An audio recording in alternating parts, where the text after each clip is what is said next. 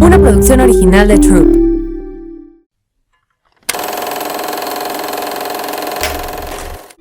Hola, yo soy Carla Cardona y esto es Querida Valeria. Hoy está con nosotros Juan Pablo Díaz del Castillo, un reconocido psicólogo colombo-español, presidente de SAPS, doctor en psicología con posgrados en logoterapia y análisis existencial, así como en psicoterapia de orientación logoterapéutica.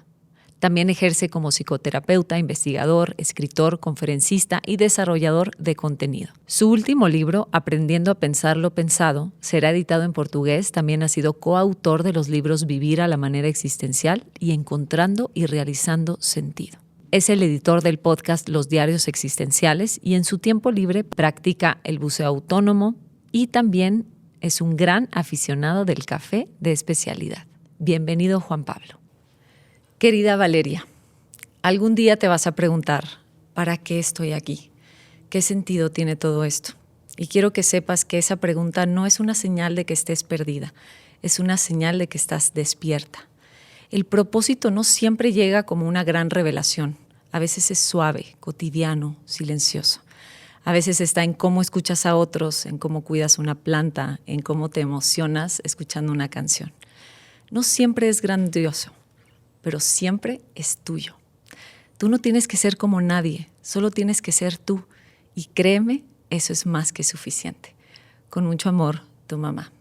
Bienvenidos a un episodio más de Querida Valeria. Estoy muy contenta de tenerte hoy aquí, Juan Pablo. Qué gusto, porque sé que vienes de lejos y aparte con una agenda apretada. Estoy muy agradecida de que estés aquí. Carla, muchas gracias por la invitación. Esta es una linda oportunidad de poder compartir contigo y con toda tu audiencia también. Sí, estoy segura que va a ser una gran conversación, que hace falta, que aunque medio hemos platicado un poquito en algunos episodios, que siento que nunca lo he abordado de una manera tajante, de una manera más completa, que es justo la falta de sentido en nuestra vida, la falta de propósito. Creo que en esta era materialista, en esta era en la que la distracción está como muy a la mano, las personas reportan muy secretamente, y no sé si te sucede a ti en terapia, es como el no tener propósito o sentido de vida, es como si se guardaran las personas en el closet. Es como que nadie se entere que yo me siento vacía, que nadie se entere que yo no tengo un sentido o un propósito de vida, que esto que estoy haciendo, pues un poco es porque hay que hacerlo, pues un poco, pues a lo mejor me casé y tuve hijos porque pues eso me enseñaron, o a lo mejor estoy siendo súper exitoso y gano increíble y tengo un muy buen puesto en mi empresa, pero en el fondo, no me siento bien, no me siento pleno, no me siento realizado, no siento que estoy haciendo algo con mi vida y la gente te lo va a contradecir. Eso le pasa mucho a las personas, como si tienes la vida de los sueños de cualquier persona, o sea, ¿cómo es posible que no sientas, no? Entonces las personas empiezan a guardar muy en el closet esta sensación de no saber qué están haciendo con su vida. Entonces, primero me encantaría preguntarte, ¿qué es el tener un propósito de vida? Pues mira, Carla, tener un propósito de vida es algo que se experimenta a diferentes niveles, porque hay una parte que es emocional. Cuando hablamos de propósito o hablamos de sentido, pues hablamos de un sentir. Claro. Por lo tanto, si hay una sensación de completud. Hay una sensación de coherencia, pero no la coherencia esta que nos venden de pensar, sentir y actuar de la misma manera, sino de sentirme yo, de sentirme mucho más completo, de sentirme que este es Juan Pablo o esta es Carla, ¿cierto? Como una manera de presentarme y plantarme. Es como una forma de huella digital. Todas las personas tenemos una huella digital única.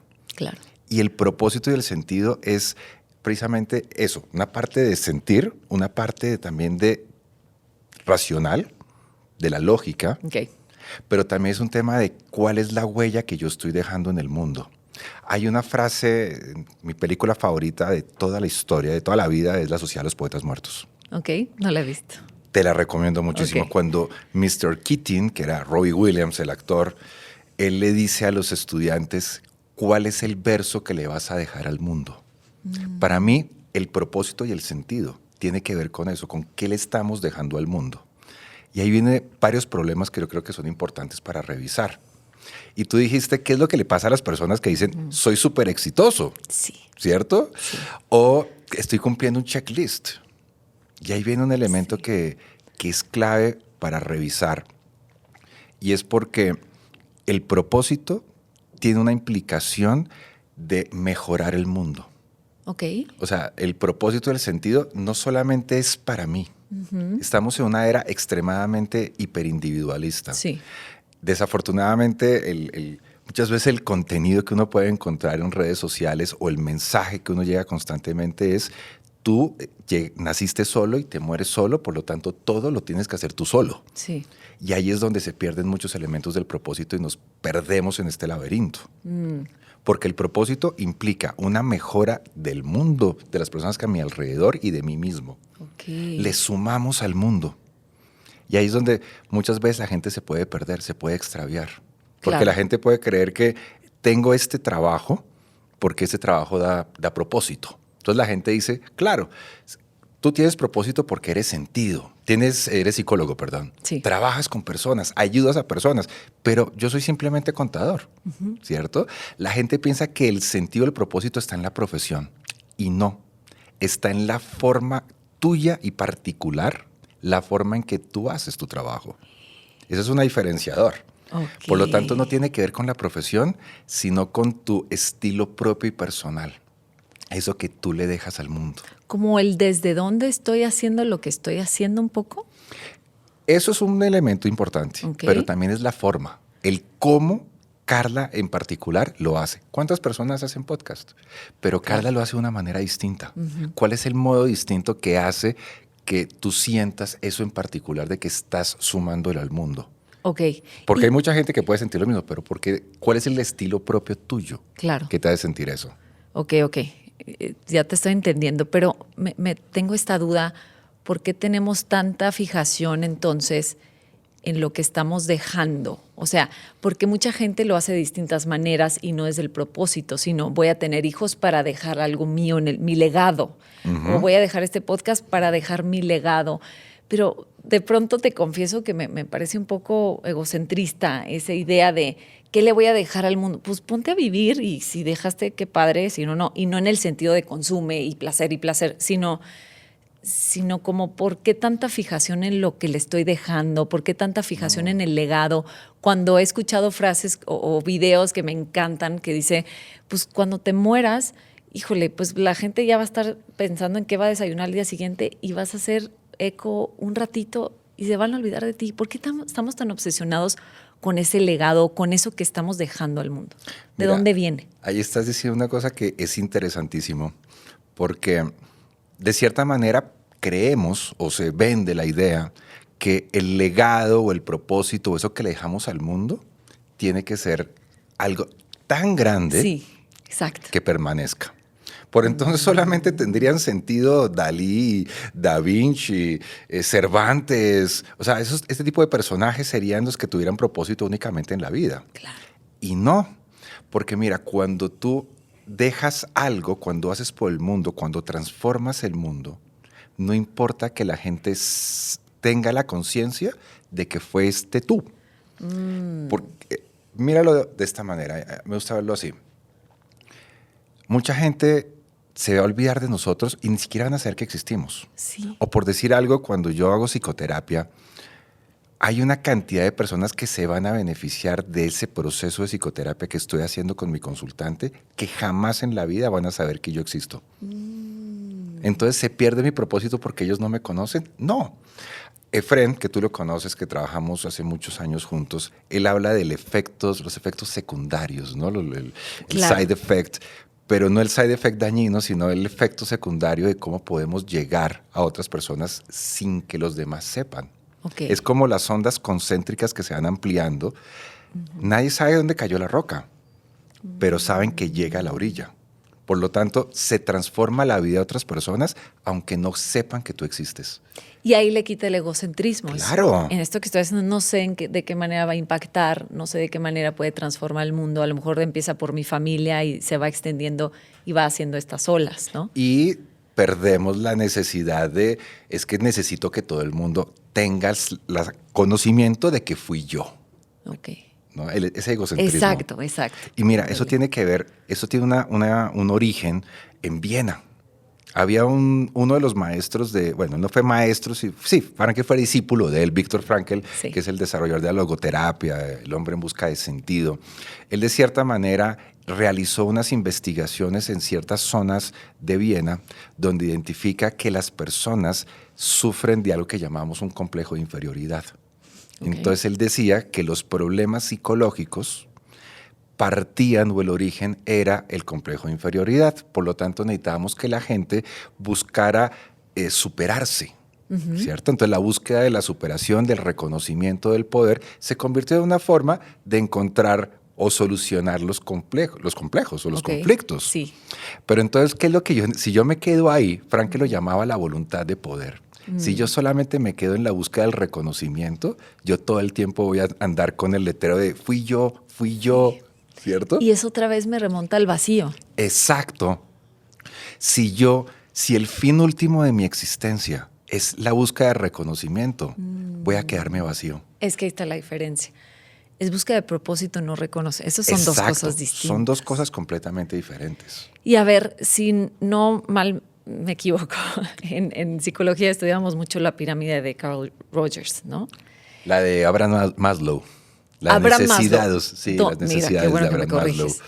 Donde vas escalando, ¿no? Un gran porcentaje de nuestra vida se va en cómo sobrevivir, en nuestras necesidades básicas, y de ahí va escalando hasta llegar hasta la autorrealización. Totalmente. Pero entonces hoy siento que como este mundo, esta era, de algunas maneras entiendo que no en todos los lugares y en todas las culturas y en todos los países, pero creo que se está de muchas maneras alcanzando abundancia y que cada vez menos las personas están en modo supervivencia física, entiendo el sistema nervioso totalmente alterado, pero que entonces ya tenemos tiempo de pensar en estas cosas. Cuando estas frases que nos decían nuestros papás, no, usted no está deprimido, usted no tiene nada que hacer, póngase a trabajar. Exacto. ¿No? Un poco ya tenemos el tiempo de decir, ¿qué le estoy dejando al mundo? Desde dónde me estoy relacionando con mi trabajo. Como que ya hay más obsesión por encontrar eso. Y quiero que me expliques cómo puede ser paradójico esta ligera obsesión, digamos, de seguir pensando ¿para qué estoy aquí? ¿Para qué estoy aquí? Y se van creando cuadros de ansiedad, cuadros de angustia, porque pues todo mundo me dice que yo tengo un propósito y no estoy llegando al propósito y yo nomás estoy haciendo lo del checklist, pero no estoy, ¿sabes? O sea, no estoy realmente conectado con esto. ¿De dónde viene esta como paradoja? Mira, hay varias cosas que son importantes para tener en cuenta. Sí. Uno, fue la pirámide de Maslow. Okay. Mira que el escalón último, la punta de la pirámide es la autorrealización. Okay. Vuelve y juega, para mí. Sí. ¿Cierto? Sí. Mira que eso es porque Abraham Maslow tiene que ver con la psicología humanista que es mucho más norteamericana, es de Estados Unidos. Y desde Estados Unidos hay mucho más esta tendencia a la hiperindividualidad, ¿cierto? Sí. Pero Europa es mucho más del grupo, más del dar, ¿cierto? Hay una diferencia ahí importante y Frankl tiene que ver mucho más con eso. Por lo tanto, tiene que ver más con sumar del mundo. No es tanto de, ¿y yo cómo voy? ¿Cómo me beneficia esto a mí?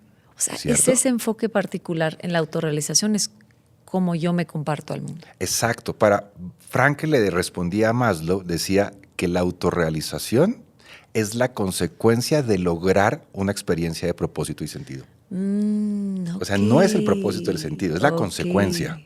Así como algunas personas buscan el poder o el reconocimiento, hay personas que buscan la autorrealización y ahí es donde se pierden. Es como, no sé si alguna vez has intentado, estás en la playa e intentas agarrar gaviotas y arrancas a correr detrás de las gaviotas y salen a correr. Correcto. Nunca las vas a poder atrapar. Por lo tanto, si tú estás buscando el reconocimiento, no la vas a poder atrapar. Si estás buscando la autorrealización, no la vas a poder atrapar. Si estás buscando el placer, tampoco lo vas a poder atrapar. Si ya estás buscando la felicidad, tampoco la vas a atrapar. Entre más busques eso, entre más le creamos a yo le llamo psicología popular. Sí. Esta psicología que todo el tiempo te está diciendo este tipo de mensajes, más vacío va a existir. Más vacío va a existir. Y obviamente, en la época de nuestros padres, mi papá ya murió hace 15 años, mi mamá tiene 83 años, son una generación distinta. y donde no había tiempo de pensar y de preocuparse de esto. Pero no solamente era porque no era importante preocuparse de esto, sino que son más cercanos a una época donde se creía que todo era igual. Todo era lo mismo. ¿Cierto? Entonces uno oye frases, como por ejemplo, yo soy amante del café. Sí. Soy barista y catador de café, amo el café, pero la gente me dice, el café es igual, da lo mismo que te lo compres en este café que en este otro. Y no es lo mismo. Y es porque vienen de una generación que viene influenciada porque la física, las ciencias, la filosofía influyen en el mundo a mucho tiempo después.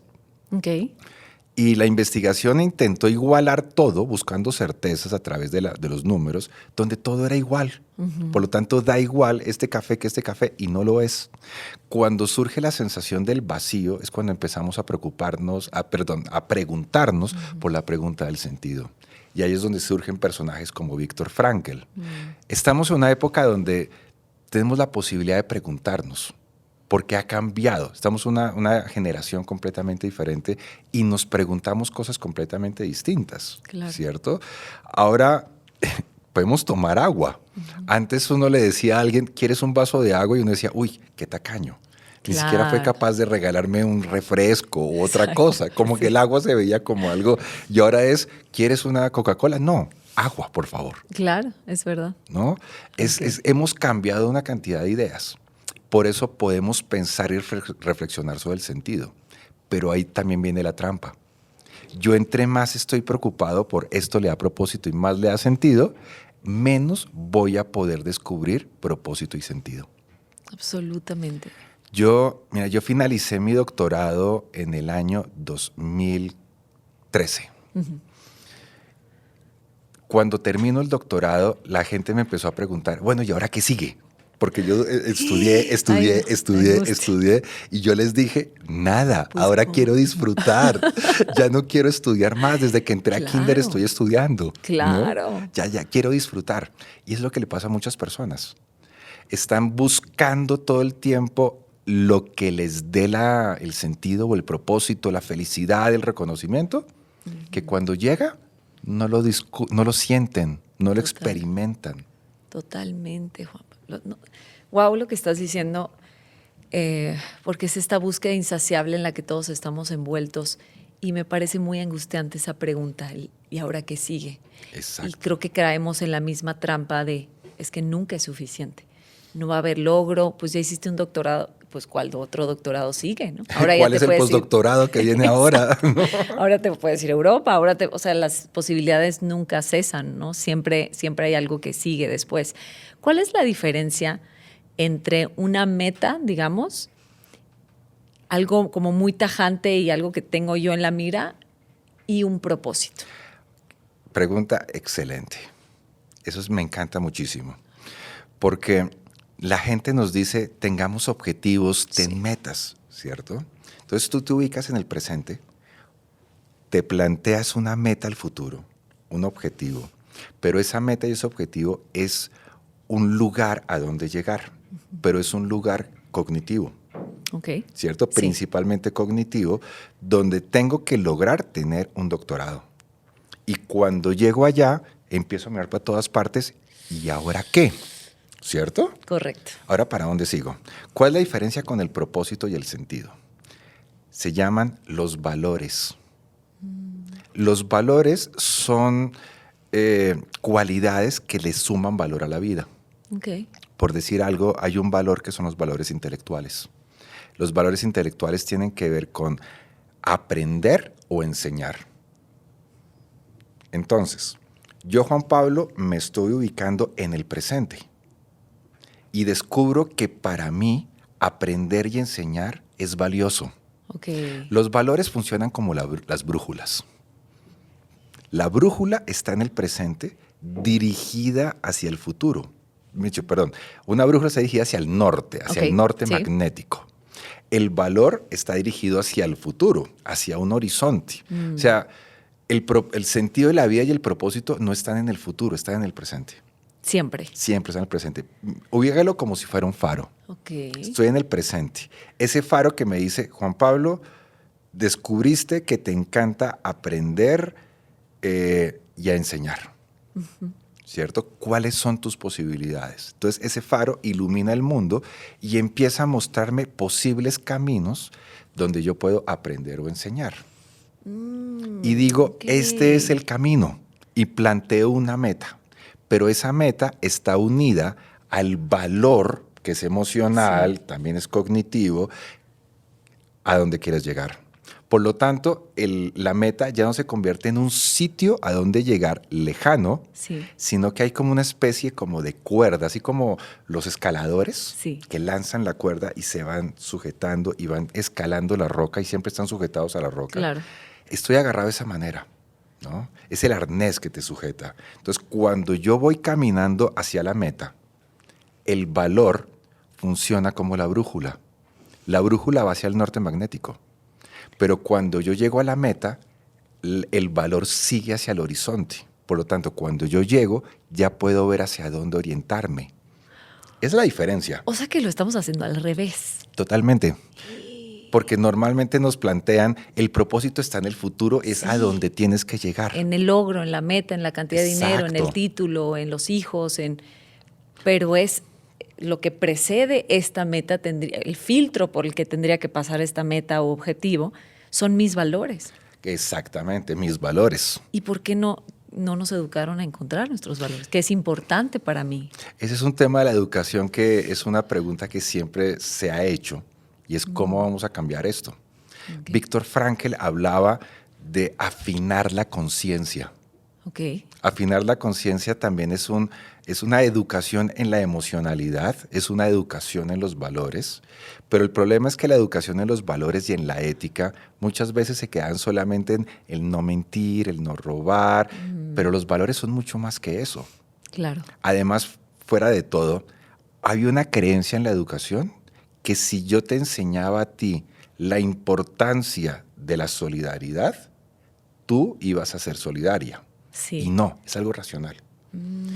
Aquí lo importante no es lo que te enseñan, sino lo que sientes. Hay un filósofo francés que se llamaba Jean-Paul Sartre. Él solía decir, tú puedes enseñarme a agradecer, pero nunca a sentirme agradecido. Claro. Es distinto. Absolutamente. Entonces, si tú quieres realizar un valor de la solidaridad, yo quiero convertirme en la solidaridad. O sea, yo abrazo el valor y me transformo en el valor. Entonces, lo estamos intelectualizando. Exacto. O sea, sí se enseñan los valores, pero no se educan, o sea, no se aprenden con H, ¿no? O sea, claro, no hay una aprehensión emocional de los valores, porque los valores se aprenden emocionalmente. ¿No? Yo puedo sentir rabia porque veo un acto de injusticia. Yo puedo sentir tristeza porque veo a una persona amada sufriendo por un problema psicológico. Claro.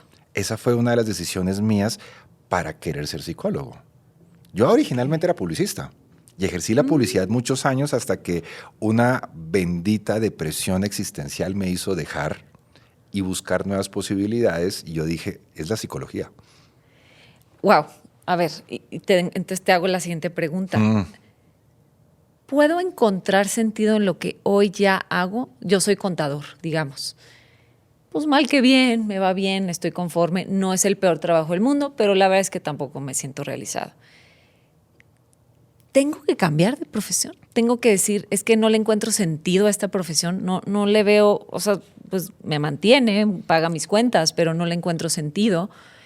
¿Tendría que yo replantearme y hacer toda esta, no sé, seguirle la voz a esta crisis que me dice no, ahí no, ahí no?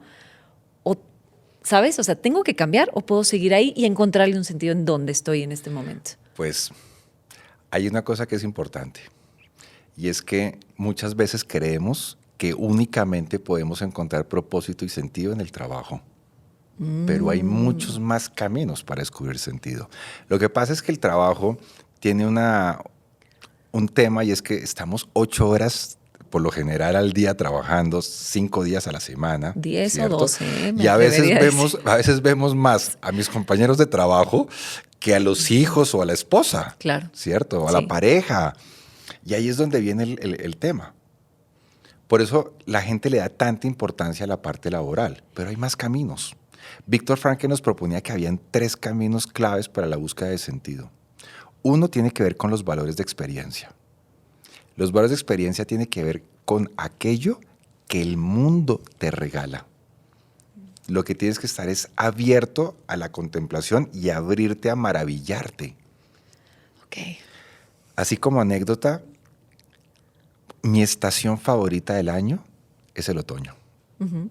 Para mí, los colores del otoño, o sea, yo veo esos colores rojos, los amarillos, los quemados, esos colores me trastornan. No me trastornan. Bueno, lo contrario. Es que así decimos aquí. Me experimenta sentido. Sí, okay. Se genera la experiencia de sentido. Es una cosa maravillosa. Okay. Y una vez estábamos precisamente viendo el otoño, estaba apenas empezando, era la primera vez en mi vida que lo veía. Uh-huh. Yo estaba maravillado y impactado. Y una persona llega y dice, ¿en serio le gusta? Eso es como si hubieran agarrado un soplete y empezaron a quemar todo eso. Ay, qué chistoso. O sea, la diferencia de visión. La diferencia, ¿no? Era completamente. Sí. Por lo tanto, las experiencias dependen también del observador. Cada persona encuentra un sentido completamente distinto en algo. Okay. O sea, yo encuentro sentido, me encanta en oír música o en ver un concierto o ver un atardecer. Sí. Me encanta el otoño. Claro. ¿No? O sea, esto viene de fuera, de lo que el mundo me está trayendo. El mundo te regala. Pero puede ser algo malo. Yo le encuentro sentido a mi enfermedad, por ejemplo. A ese es otro camino. A ese es otro. Okay. Ese es otro camino, porque el de la experiencia, que, por ejemplo, en noviembre pasado estuvo Paul McCartney en Bogotá y también estuvo aquí en México, sí, ¿cierto? Y tuve la oportunidad de ir con 2 personas que son muy importantes en mi vida. Una de esas es mi sobrino. Y estábamos en pleno concierto y yo estaba saliendo de una gripa fuertísima, pero a pesar de eso fui muy abrigado, pero fui. Pero si alguien me hubiera preguntado, Juan Pablo, ¿tu vida tiene sentido y propósito? En ese momento le digo, la tiene toda. Estoy viendo a Paul McCartney, estoy cantando Hey Jude, que es mi canción favorita. Yeah. ¿No? Esa es mi canción favorita en la vida mundial. Okay. ¿No? Okay. La tiene toda. Entonces es estar abierto y descubrir cuáles son las cosas que te generan. El segundo camino, que ya lo estamos hablando, que tiene que ver con el trabajo, que es lo que yo le doy y le regalo al mundo. Pero es yo lo que le estoy dando. Exacto. Es que seguimos queriendo recibir. Este trabajo no me da lo que yo necesito. Exacto. Ahí viene, Frankl decía una frase que es, no es lo que tú le pides a la vida, sino lo que tú le das a la vida. ¿No? Es que ahí está, Juan Pablo. Es completamente distinto. Y eso me decía mi mamá, me lo sigue diciendo. Cuando te pones como muy arrogantito pidiéndole, es que no me da, puede ser a pareja, puede ser a un trabajo, es que no me dan, es que no me hacen caso, es que no me dan en la magnitud que yo quisiera. Y mi mamá siempre me desarma diciéndome, ¿y tú qué estás dando? Yo, pues no, o sea, es que yo, no, a ver, de verdad, dime qué estás dando.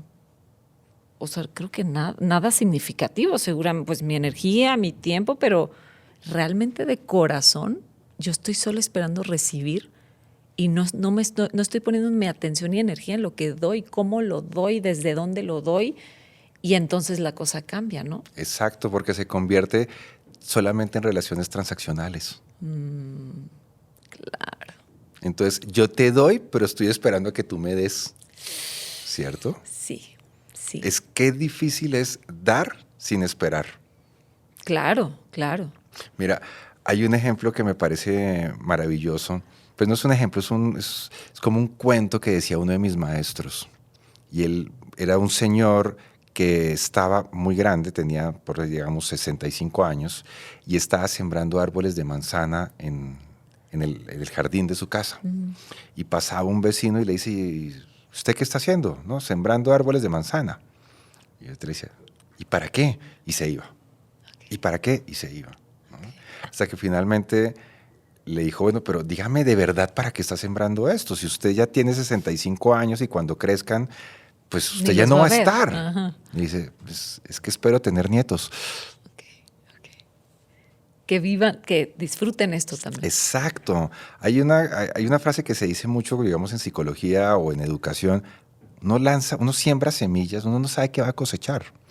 Totalmente. Y es el tema de siempre esperando qué es lo que yo voy a recibir. Entonces, el trabajo se vuelve algo completamente transaccional. Y de cierta manera lo es. Sí. Porque yo doy mi tiempo, yo trabajo y me dan a cambio un dinero, pero yo me quedo en el dinero es lo que... Claro. Yo soy de la generación, cuando yo era publicista me decían, es que el trabajo es aburrido, por eso te pagan.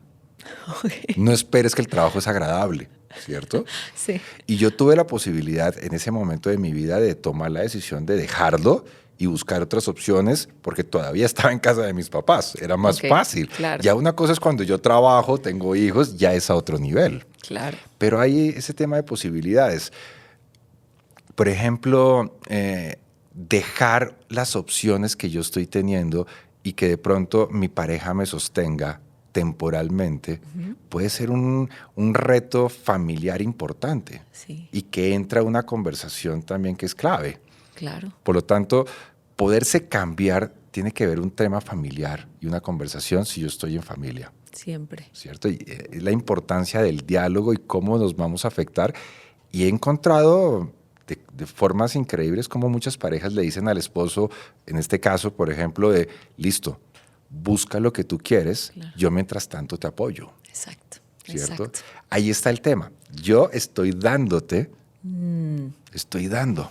Pues es sembrar el árbol de manzanas. Exactamente. Porque de alguna manera no es que esté esperando y después cómo me vas a pagar esto. No, esto me va a beneficiar el que tú estés bien, el que tú te sientas realizado, el que te sientas contento. Esto va a beneficiar a todo el círculo familiar. Totalmente. ¿No? Okay. Y es que la vida da muchas vueltas. Siempre. A veces hay uno que está mejor que el otro. Yo en ese momento te estoy apoyando, pero tal vez en otro momento vas a ser tú. Exacto. Entonces no sabemos, no tenemos las certezas compradas. Queremos certezas y eso es uno de los problemas que tenemos la humanidad. La búsqueda excesiva de certezas, y eso nos lleva al tercer camino que tú planteaste, que es el sufrimiento inevitable. Esas cosas, ese sufrimiento que nos llega porque llega. Claro. O sea, no tenemos ni que buscarlo. La vida nos lo va a mandar. Y no es porque seamos malos ni porque seamos buenos. Y esa gente que dice, ¿por qué me pasan cosas malas si yo soy tan bueno? Claro. Y la respuesta es, ¿y por qué no? ¿Y por qué no? O sea, ¿tú qué tienes de diferente? ¿Qué tienes de especial para que no? O sea, eres reptiliano, okay. O sea, ¿vienes de qué planeta? ¿No? Sí. Porque hasta a Superman le pasaban cosas malas. Todo. ¿No? Nadie y era extraterrestre. A los héroes, claro. Entonces, el sufrimiento va a aparecer. Una enfermedad. Una enfermedad crónica, una enfermedad terminal, un accidente, una muerte, perder un trabajo. Y ahí es donde hay una confrontación importante. Porque cuando yo estoy, digamos, organizando, creo un proyecto, yo establezco de cierta manera un camino para dónde ir. Okay. Pero cuando aparece el sufrimiento es como si apareciera una pared al frente mío y no me deja ver para allá. Y yo empiezo, bueno, ¿y ahora para dónde voy? ¿No? ¿Qué voy a hacer? Me rompe todo la vida hacia adelante, hacia el futuro.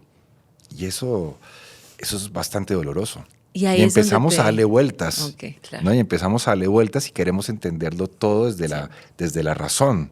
¿Y por qué se murió mi hijo? Y el médico le va a decir, porque tenía un tumor, tuvo metástasis y por eso murió su hijo. Pero no, doctor, ¿por qué se murió mi hijo? Es que era un cáncer muy agresivo. No hay una explicación. Porque era mi hijo, ¿cierto? Es una cosa muy diferente. Sí. Y ahí viene esta cantidad de frases de cajón. En Colombia lo llamamos frases de cajón. No sé si en México lo llamen también frases, como clichés, frases clichés, como la frase modelo que le decimos a todo el mundo. Ok, claro. Entonces te dicen cosas como, seguramente ahí la vida te está dando un regalo. Ay, sí. ¿Cuál pinche regalo si mi hijo está enfermo? Mi hijo se murió. ¿Cómo? Y uno piensa que en el sufrimiento yo puedo encontrar sentido. Y no. Okay. Lo que planteamos desde la logoterapia es que yo no encuentro sentido en el sufrimiento, en la enfermedad, en la muerte, sino en la actitud en la que yo me enfrento al sufrimiento. Okay. Que es algo completamente diferente. ¿Qué es? ¿Cómo funciona eso? ¿Cómo es? Es la actitud. Todos los seres humanos estamos parados todos los que estaban en sufrimiento, están parados frente a esa pared intentando entenderlo todo. Sí. Mirando cómo van a cruzar la pared para seguir por el camino ya trazado. Sí. Pero el problema es que ese camino trazado es probable que ya no esté, porque ya no soy mamá, ya no soy papá, ya no soy el abogado, ¿no? ¿Ahora qué soy? El ser humano tiene un campo de libertad que es importante.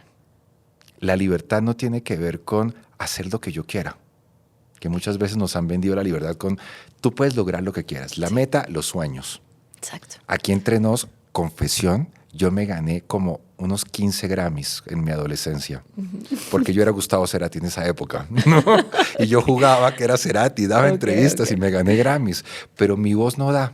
¿Para eso? No da Claro. para eso, Claro, ¿no? Entonces, pues ni modo. No la voy a lograr. O sea, las metas no son, el límite no son los sueños, ¿no? Claro, claro. También hay una cantidad de factores que son importantes tener en cuenta, ¿no? Bueno, en la actualidad ya está el autotuning, pero ya es otra cosa completamente distinta. Pero la libertad es la actitud que yo puedo tener frente a las cosas que me restringen. Y el sufrimiento te va a restringir. Y la capacidad de poder, en vez de estar viendo así, poder mirar a un lado donde hay un campo de acción donde todavía puedo actuar. Toma tiempo, ¿verdad? Toma tiempo. Porque no cuando todo el mundo recién- logra. Claro, esa es la cosa. No siempre se logra, ¿verdad? Claro, y ahí es donde la gente entra a buscar apoyos muchas veces psicológicos, Sí. y ahí es donde entramos a trabajar.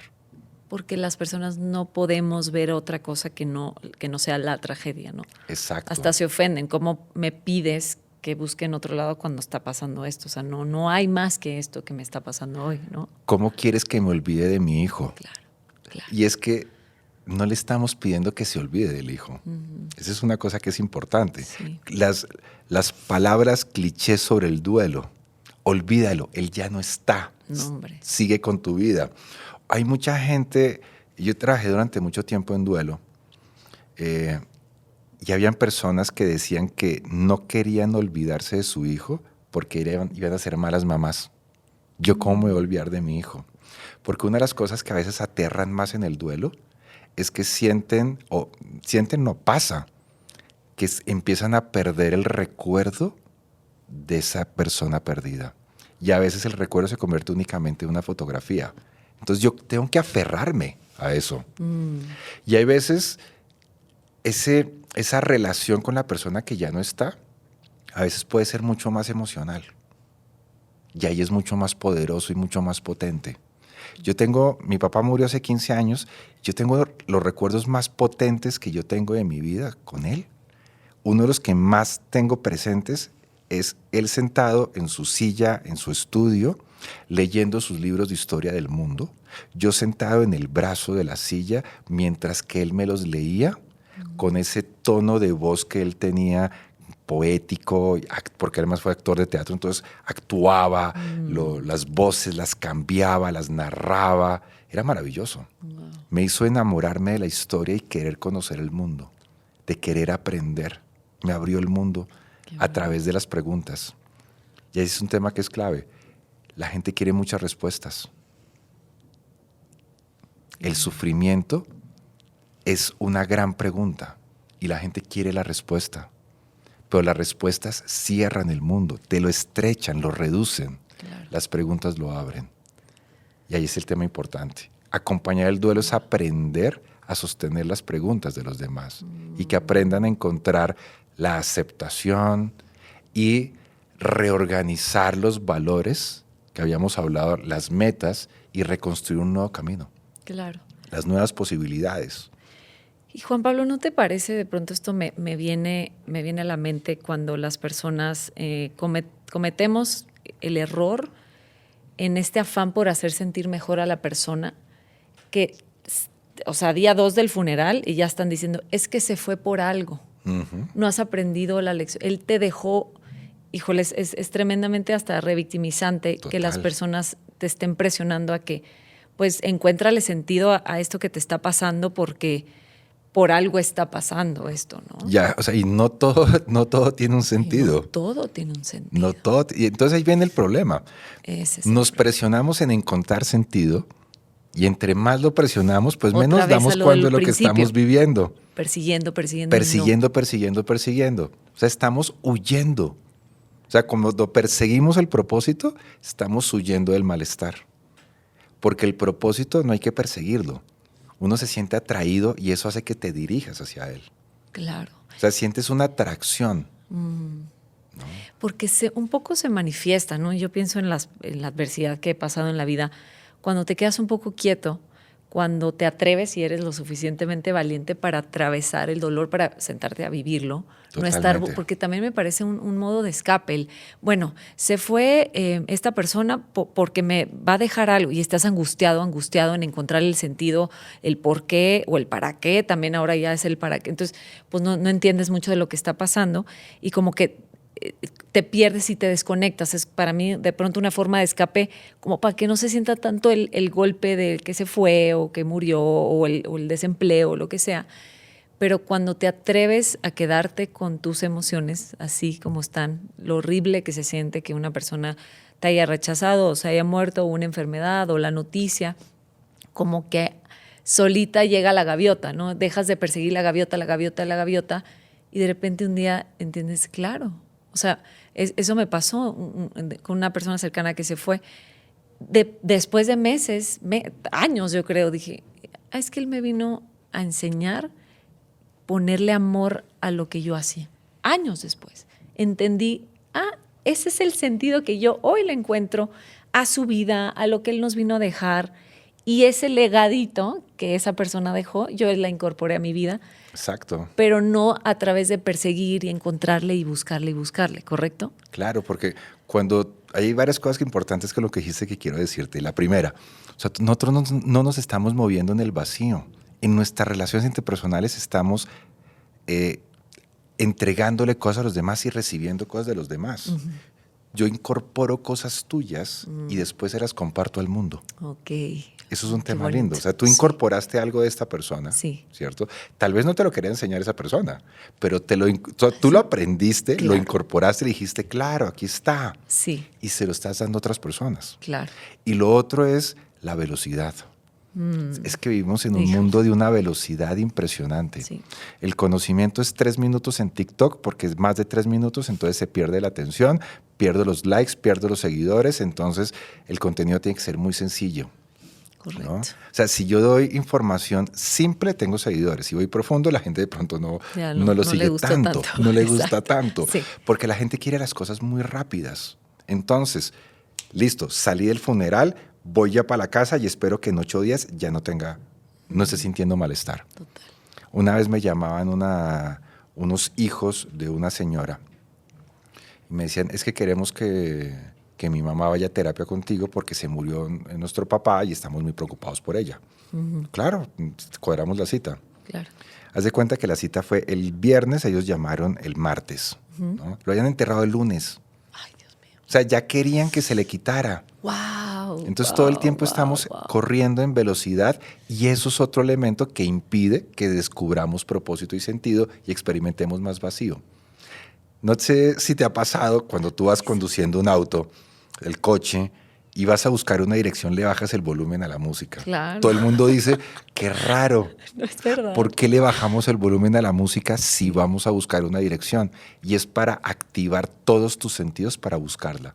Porque ahorita están ocupados cantando la canción. Pues, exactamente. ¿no? Siguiendo, entonces toca centrarse ahí. Es cuando vas por una autopista rápido y llega un momento en que ya casi va a llegar el momento en que tengo que salir, le bajo la velocidad para poder ver los letreros. Claro, sí, es ¿cierto? verdad. Entonces, si yo voy muy rápido, yo voy a pasar encima del mundo emocional. Voy a quedarme más en la cabeza. Las personas que van rápido, por ejemplo, en terapia, si una persona está todo el tiempo hablando muy rápido, está pasando por encima del dolor. Solamente lo está hablando y no lo está comprendiendo, no lo está sintiendo y no lo está descubriendo y no le va a permitir orientarlo. Por eso le bajamos la velocidad. Cuando yo bajo la velocidad es más fácil descubrir lo emocional, los valores y el sentido. Entonces es clave bajar la velocidad. Y en un mundo donde vamos tan rápido va a ser difícil. Es cada vez más difícil. Cada vez más difícil, porque es que yo tengo que terminar la universidad, tener la maestría, empezar a trabajar y ¿cuándo me compro el Mercedes? Sí. ¿No? Ya quiero que me llegue el Mercedes para saber que esta fue mi carrera. No, y aparte, a veces yo pienso, ¿no? ten cuidado con lo que pides porque luego te llega, ¿no? Es una frase que a mí me ha acomodado, ¿no? Porque luego te obsesionas con esta meta o con este logro a tal grado y con tal prisa que de repente llegas. La vida, y yo a veces digo así, la vida es tan cruel que te da eso que pedías. Totalmente. Y llegas y es que aquí no hay nada, aquí no había nada. ¿Qué hago con esto? ¿Qué hago con pues ya está mi Mercedes ahí estacionado. ¿Y ahora qué? Y ya. ¿Y ahora qué? No, y me perdí de... Ahí sí, ahí empieza, uno de los... Puede ser como crisis o como cuando te cae, como decimos en México, te cae el 20 de... No, y me perdí de esto y no fui lo suficientemente atenta y ya mis hijos crecieron y ya pasó esto y ya envejecí y ya por solo la obsesión de llegar a ese lugar, digo, el coche. Por llegar a la meta y ahora qué. Claro, y me perdí del sentido de la vida, perdí del disfrute, ¿no? Y lo otro, además, ya hemos hablado de la velocidad, hemos hablado de una cantidad de cosas, también está el tema de cumplir los checklists, lo mencionaste al principio. Eso. Tenemos una idea de cumplir checklists. Sí. Aquí en México lo llaman palomear, ¿es qué es? Palomear, pero también el checklist, sí. ¿no? A la gente le gusta cumplir checklist, ¿no? Sí. Ya terminé la universidad, ahora el posgrado. Una vez tuve un consultante con una angustia impresionante y la angustia venía de que él tenía que hacer un MBA. Uh-huh. La pregunta es, ¿y para qué quieres hacer el MBA? No, pues porque toca, es el siguiente paso. Claro. O sea, quería hacer un MBA. Porque toca. Finalmente decidió dejar el MBA y se le quitó la angustia. Era eso. ¿No? Y lo que realmente el hombre terminó haciendo fue fue una especialización en temas de finanzas, porque él quería trabajar en temas de finanzas de la empresa de la familia para ayudar a que la empresa creciera, porque le interesaba, pero no quería el MBA. Era algo mucho más sencillo, pero él pensaba que tocaba. Yo tengo que cumplir el checklist. Claro. Tengo que casarme, tengo que tener hijos, tengo que tener carro, la cerca blanca. Claro. ¿No? O sea, el tema es perro, casa, carro, beca, esposa, hijos y cerca blanca. Y por favor, 2 perritos y si son adoptados, mejor. Claro, eso me hace ser mejor persona. Me hace ser mejor persona, ¿no? Claro. Y Juan Pablo, la pregunta del millón. ¿Cómo empezar a reconectar conmigo? ¿Cómo empezar a bajar estas prisas que yo sí creo y soy fiel creyente de que está en nuestro poder? Porque le echamos muchas culpas a la sociedad, al sistema, que sí, es que sí, ¿no? Así está el sistema. Roto de muchas maneras, nos exige demasiado. Entre más produzcas, más valioso eres. Entiendo esa parte, pero no nos podemos quedar ahí quejándonos de que así funciona el sistema y ya estoy frito porque así es. No, en mi poder está tomar esa pausa, en mi poder está bajar la velocidad, reconectar. ¿Cuáles son estas herramientas que pudieras darles a las personas para que empiecen? Ahora sí les hizo sentido esta conversación. Esperamos. Esperamos que sí. Que bajen, que empiecen a decir, yo le quiero encontrar propósito a mi vida que no tengo hoy, me sigue persiguiendo este vacío. ¿Por dónde empezar? Mira, se me vino a la cabeza una cosa bastante particular, pero quiero arrancar por ahí. Hace poco vi un video, soy muy aficionado a ver videos de YouTube mientras preparo el desayuno y cocino. Okay. Pongo videos de YouTube, sobre todo principalmente de música. Y encontré un video que decía... Se titulaba ¿realmente la música actual es tan mala? ¿No? Okay. Esa era la pregunta, me enganchó y dije, pues, voy a verlo. Y decía, es que la música, o sea, la conclusión podría ser, la música actual no es que sea mala, ¿cierto? Sino que la música actual está hecha para que el algoritmo te encuentre y te enganche. Y te enganche y te ponga visible. Ok. ¿Cierto? Sí. Pero el autor nos invitaba a ser rebeldes frente al algoritmo. Okay. Entonces yo creo que la rebeldía frente al algoritmo de la música tiene que ver también con empezar a no creerme todo lo que me dicen, aprender a dudar. Okay. Los seres humanos, para evitar la angustia, para evitar la incertidumbre, tenemos certezas y queremos vivir con certezas. Y muchas veces esas certezas, a mí me gusta llamarlas, ese es un nombre que le encontré en estos días por casualidad, es un antimantra. Totalmente lo contrario, un mantra. Y es, tengo que tener el Mercedes. Tengo que... ¿Y qué pasa si no lo tienes? Claro. poder dudar de esas certezas que yo tengo. Okay. Entonces, uno de los elementos importantes es dudar de esa creencia o eso que nos dicen que tenemos que hacer. Aprender a dudar. Incluso si es mío, ¿no? Si yo me lo armé. Totalmente. Es más, yo me pude haber armado una cantidad de creencias que fueron muy importantes en mi adolescencia. Pero te imaginas yo a esta altura de la vida con las mismas certezas de mi adolescencia. Pues la cosa sería a otro nivel. Sería un poco grave. Sí. Por eso van cambiando y se van transformando. La gente a veces las cambia y las transforma sin darse cuenta. Okay. Pero cuando yo tengo una certeza, preguntarme, ¿qué pasaría si no es así? Okay. ¿Qué tal que fue un cuento que yo me creí? Okay. ¿No? ¿Qué historia me estoy creando? Me estoy contando. Okay. ¿No? Ese es un elemento importante. La segunda, buscar los espacios para poderle bajar a la velocidad de la vida. Porque a veces no tenemos la capacidad de tener encuentros con las personas. Hace poco terminamos una investigación muy grande de casi 25,000 personas en Latinoamérica sobre propósito y sentido. Y encontramos que uno de los elementos que más propósito y sentido tienen son las relaciones interpersonales, las amistades. Entonces, una amistad genera propósito y sentido. Y a veces estamos tan acelerados y tan rápidos en la vida que no tenemos amistades, no tenemos la oportunidad. Okay. Hay un meme que ve uno por ahí, que es la edad, que es ser adulto. No tener tiempo para encontrarse con sus amigos. Y todo el tiempo decir, ay, ¿te parece bien dentro de 3 meses? Sí, y llegan los Tenemos 3 meses que vernos. Y ya estás agotado. Claro que sí. Y nada, y no nos vemos. Nunca. Encontrar esos espacios, Okay. ¿cierto? Poder, también el tema es, lo que yo estoy haciendo tiene propósito. Poder encontrarle cuál es ese propósito diferenciador, lo que yo hago, en la forma en que yo lo hago. A veces no es tan fácil. No. Porque a veces lo que queremos es en la recompensa. Sí. Lo transaccional, pero cada persona tiene una forma diferente de hacerlo. Okay. Poderlo encontrar. Otro elemento que es importantísimo es disfrutar las cosas que hay.